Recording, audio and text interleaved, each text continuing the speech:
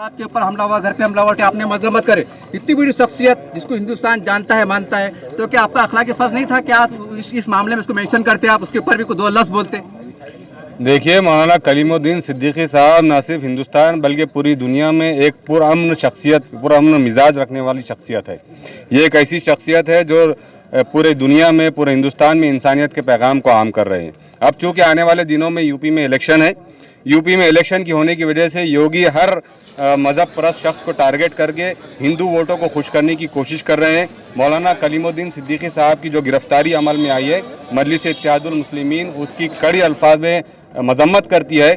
और हम ये मुमकिन है कि परसों जुमे के दिन हम एक बहुत बड़ा आंदोलन जो है तो इस गिरफ्तारी के खिलाफ लेने जा रहे हैं। हम समझते हैं कि मौलाना कलीमुद्दीन सिद्दीकी साहब की गिरफ्तारी की आड़ में ये लोग अपनी सियासी दुकानें चमका रहे हैं, जबकि मौलाना का हमेशा काम पुरअमन तरीके से रहा और दस्तूर और कानून कायदे के दायरे में रहकर मौलाना ने हमेशा अपना काम किए हैं। तो इसीलिए मौलाना को अगर टारगेट किया जा रहा है तो ये आज मौलाना को टारगेट करके इस देश के तमाम मजहबी धर्मगुरुओं को ये मैसेज देने की कोशिश कर रहे हैं कि हम मौलाना को टारगेट कर सकते हैं तो तुमको भी कर सकते हैं। लेकिन इनकी ये पॉलिसी ज़्यादा दिन तक नहीं चलेगी। मजलिस इत्तेहादुल मुस्लिमीन इस हरकत की पूरी तरीके से मजम्मत करती है और अगर आने वाले दिनों में भी इन्होंने इस किस्म की कोई हरकत की तो हम सड़कों पर उतरेंगे। चूँकि जमहूरियत है, हम जमहूरियत में अपना हक मानने की सकत रखते हैं, हमें आज़ादी है और किसी के वो ऊपर भी जो होता है सिर्फ शक की बुनियाद पर एक ऐसे शख्स को जो इंसानियत का पैगाम लोगों तक पहुंचा रहा है, अगर आप उसको टारगेट करने की कोशिश करते हैं तो हम इसे कतई नहीं मानेंगे, हम इसके खिलाफ सड़कों पर उतरेंगे। सर, ऐसा लगता है कि इसको लेके और भी जगह इस्लामी तंजीमें जमाते हैं, इसके ऊपर भी टारगेट होने जा रहा है, क्या आपको लगता है कि ऐसा होने वाला है एक राजनीति के तहत? सर देखिए, जो भी इस देश को जोड़ने की और दो देश के में होने वाले जुल्म सितम के खिलाफ आवाज़ उठाएगा उसको टारगेट करने की कोशिश की जाएगी। आज मौलाना कलीमुद्दीन सिद्दीकी साहब को गिरफ्तार किया गया, लेकिन मौलाना कलीमुद्दीन सिद्दीकी साहब सिर्फ ऐसा नहीं है कि सिर्फ मुसलमानों के लिए काम करते थे, बल्कि वो इंसानियत का पैगाम फैलाकर इस देश में अमन अमान और भाईचारे को परवान चढ़ाने का काम करते थे। तो उनके खिलाफ, उनकी जो गिरफ्तारी हुई है उसके खिलाफ मजलिस इत्तेहादुल मुस्लिमीन तमाम मिली तंजीमों से दरख्वास्त करती है कि वो साथ आए, हम उनके साथ जाएंगे, लेकिन इस गिरफ्तारी का विरोध करेंगे, प्रदर्शन करेंगे और इसके लिए सड़कों पर उतरेंगे ताकि आइंदा कोई इस किस्म की दादागिरी और गुंडागर्दी करने वाले फैसले करने से पहले हुकूमत भी 10 बार सोचे। Thank you. शहर और ज़िले की टीम ने और औरंगाबाद में डिविजनल कमिश्नर ऑफिस के ऊपर हम लोगों ने आकर मेमोरेंडम दिया है। मेमोरेंडम देने की वजह यह है कि कल जो दिल्ली के अंदर एमपी असदुद्दीन ओवैसी साहब जो हमारे मजलिस इत्तेहादुल मुस्लिमीन के नेशनल प्रेसिडेंट हैं, उनके घर पर जो हमला किया गया, जो कायरों ने, जो आतंकवादियों ने जो साहब के वहाँ पर नहीं रहते हुए ये हमला किया है, तो उनको उनकी मजम्मत करने के लिए, उनके खिलाफ जो है तो एजिटेशन के लिए आज हम लोग यहाँ पर आए थे। इसी तरीके से पूरे हमारे औरंगाबाद ज़िले में वैजापुर में, गंगापुर में, कन्नड़ में, खुलदाबाद में, सिल्लोर में, पैठन में भी हमारी मजलिस की टीम ने वहाँ पर भी मेमोरेंडम दिया है। हम आपके ज़रिए से शासन तक, प्रशासन तक, सेंट्रल गवर्नमेंट तक ये बात पहुँचाना चाह रहे हैं कि ये जो कायराना हरकत कल दिल्ली में हुई है, हम उसकी मजम्मत करते हैं और चाहते हैं कि सेंट्रल गवर्नमेंट ने असदुद्दीन ओवैसी साहब को Z+ सिक्योरिटी देना चाहिए। साथ ही में मैं एक बात जो है तो आपको बताता चलूँ कि कल जब ये आतंकवादियों ने साहब के घर पर हमला किया, उसके बाद तकरीबन आधे से पौन घंटे तक वो चारों पांचों आतंकवादी वहाँ पर टहलते रहे और आधे घंटे के बाद जब वहाँ पर पुलिस आई तो इस तरीके से आई कि जैसे ये सारा जो है तो प्लान तरीके से ये लोग आए थे। जैसा कि पुलिस को पता ही था कि ये लोग वहाँ पर क्या करने वाले हैं, उनको ऐसे वहाँ से लेकर जो है तो पुलिस ने अरेस्ट करके लेके गई जैसे कि दोस्ताना यारी चल रही है और उनको आराम से बिठा कर अपने साथ लेके जा रहे हैं। इसकी भी हम मजम्मत करते हैं और इंशाल्लाह जिस तरीके से आज औरंगाबाद ज़िले के अंदर हम लोगों ने इसका विरोध किया है, साथ ही में हमारी दुलिया की भी टीम ने इसका विरोध किया है। हम इस बात को मानते हैं कि शासन ने, प्रशासन ने, गवर्नमेंट ने इसके ऊपर एक्शन लेना चाहिए। अगर आप एक्शन नहीं लेंगे तो इंशाल्लाह मजलिस इत्तेहादुल मुस्लिमीन सड़कों पर उतरेगी। खासदार इम्तियाज़ जलील साहब के नेतृत्व में हम लोग सड़कों पर उतरेंगे। हम आपसे अमन तरीके से गुजारिश कर रहे हैं कि आप एक्शन लीजिएगा और मुझे लगता है कि पुलिस डिपार्टमेंट भी कहीं ना कहीं जो है तो कल जो खास साहब के घर के ऊपर जो हमला हुआ, कहीं ना कहीं पुलिस डिपार्टमेंट भी इसके अंदर पूरी तरीके से इन्वॉल्व लगता है, तो इसकी भी जो है तो तहकीकात होनी चाहिए। जज़ाकल्लाह, शुक्रिया बहुत।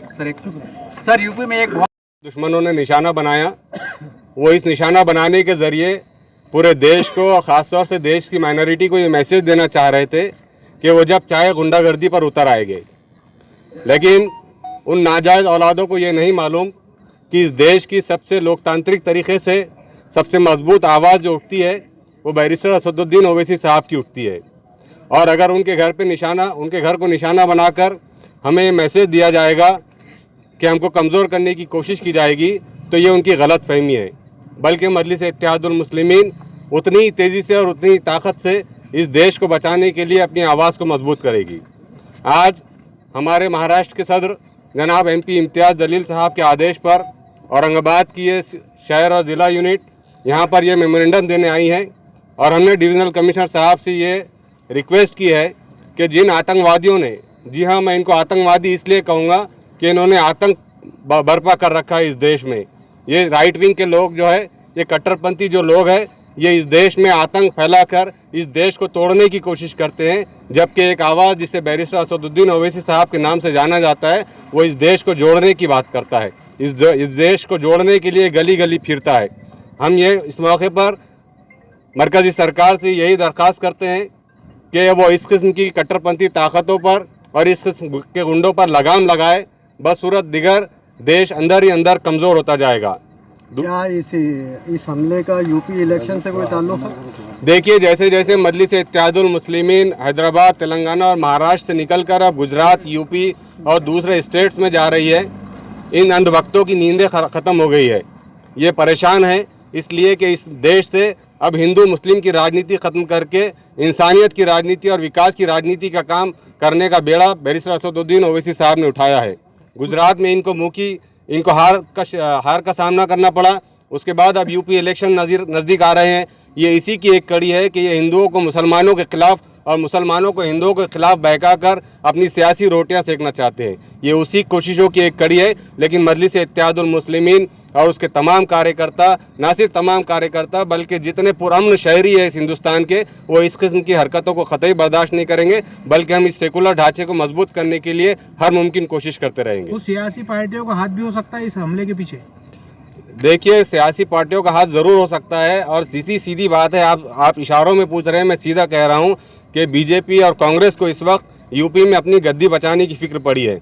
तो हो सकता है कि ये उनके इशारों पर ये कारिंदे काम कर रहे हैं, लेकिन ये चाहे कुछ भी कर ले, आने वाले इंतखाबात में यूपी में इंशाअल्लाह बीजेपी को अपनी औकात समझ में आएंगी और कांग्रेस को भी अपनी औकात समझ में आएंगी। मजलिस इत्तेहादुल मुस्लिमीन लोगों के काम करके लोगों के दरमियान मौजूद रखकर इंशाअल्लाह एक मरतबा फिर अपनी जीत दर्ज करवाएगी। एमआईएम पार्टी का सीधा बीजेपी और कांग्रेस पे आरोप है क्या? सवाल ही पैदा नहीं होता। किसको और डर है अपनी गद्दियाँ बचाने का? आपकी पार्टी के कायद पर हमला होता है, पूरे 24 घंटे गुजर जाते हैं, उसके बाद मजम्मत, इतनी ताख़ीर क्यों? औरंगाबाद में ये सुबह से प्रोग्राम होने जा रहा था, लेकिन आप जानते हैं कि मुसलसल बारिश थी और किसी भी निदर्शन और आंदोलन के लिए कोविड के ऑलरेडी जो है तो रूल्स और रेगुलेशन लागू है और अभी हम इस सिलसिले में धरने आंदोलन इंशाल्लाह करेंगे। कायद हमारे गुजरात गए हुए थे MP इम्तियाज़ जलील साहब, वो आज औरंगाबाद तशरीफ ला रहे हैं। आगे की रणनीति इंशाल्लाह शाम तक क्लियर हो जाएगी। बड़े नेता भी नजर नहीं आ रहे इसमें आज? बड़े नेता के आदेश पर ही हम आज निवेदन देने आए हैं। शुक्रिया।